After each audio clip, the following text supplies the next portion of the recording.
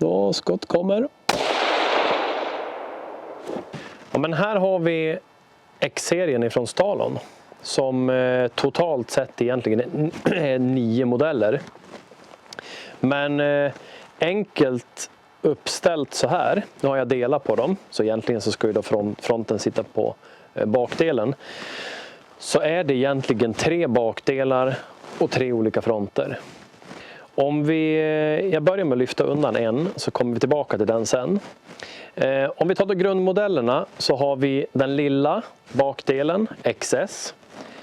Mittemellan bakdelen X och den stora bakdelen XE. Sen har vi en lång front 149 och en kort front 108. Om jag då tar exempelvis då den här 108 och monterar den på en X mittemellan bakdelen alltså, så får jag då en X bakdelen 108 fronten, så en X 108.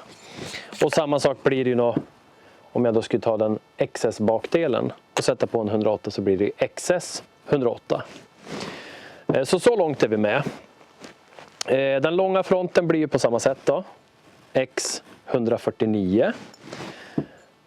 XE 149.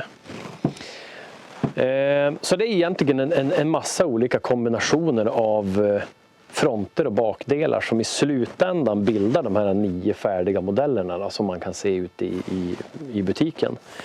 Den här fronten som jag ställde undan här, varför jag lyfte undan den lite grann, det är för att den är anpassad för halvautomatiska vapen. Och det är ju naturligtvis vår Venti-teknologi då. Så bestycka den med en XS bakdel och en Venti-front, så blir det XS Venti.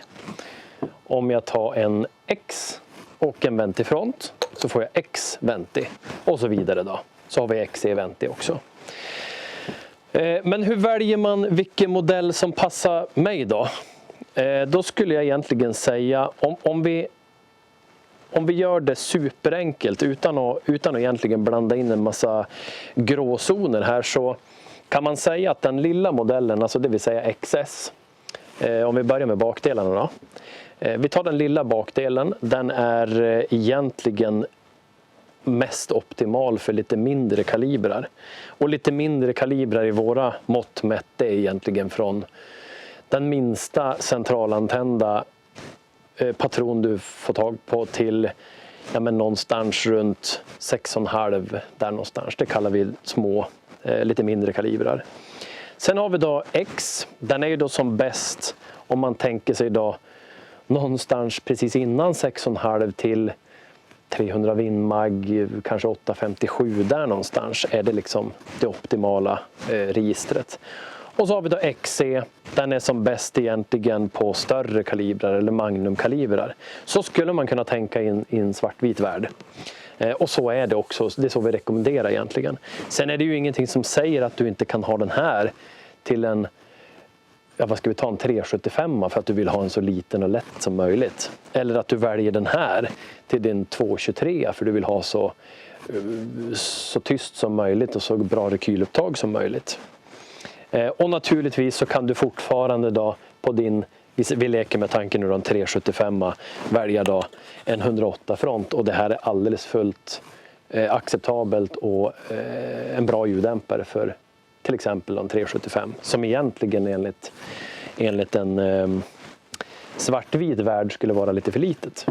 Och samma sak i det här fallet. Jag tar den absolut längsta bakdelen och den absolut längsta front, alltså 149 och XE, alltså XE 149, och ha den till en 223 är också fullt rimligt. Och det är lite tyck och smak som styr i det här fallet. Venti-fronten till X, den finns ju bara i en längd, och där har vi egentligen optimerat till att bli så kort som möjligt, så vi har liksom den kortaste tänkbara front vi kan tänka oss och fortfarande bibehålla en så bra effekt som möjligt. Och det är samma sak här också. Väljer man den lilla bakdelen så får man en liten och smäckig ljuddämpare. Väljer man en XE-bakdel, ja men då har man en bakdel som också passar alldeles utmärkt till halvautomatiska vapen. Lite samma tänk där skulle man kunna flytta över, att man har ja, men kanske en lite större magnumkaliber, då finns det anledning att gå på den. Både för värmens skull men också för lite rekylupptag. Men vill man ha en liten för smidighetens skull så kan man välja XS. Så det är egentligen de 9 modeller.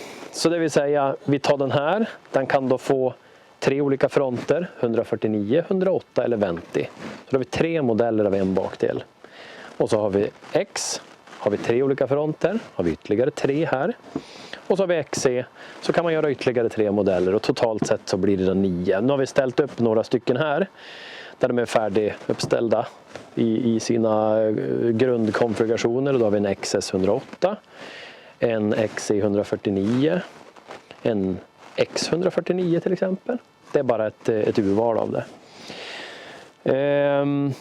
Och X-serien finns ju i ett otaligt massa gänger och kalibrar.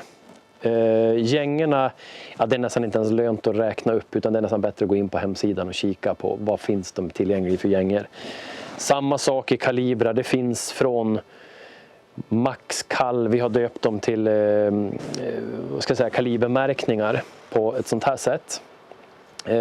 Och då står det Max Kall 223 till exempel. Då tar den allting upp till 223, alltså 5,7 mm kan man ju säga då.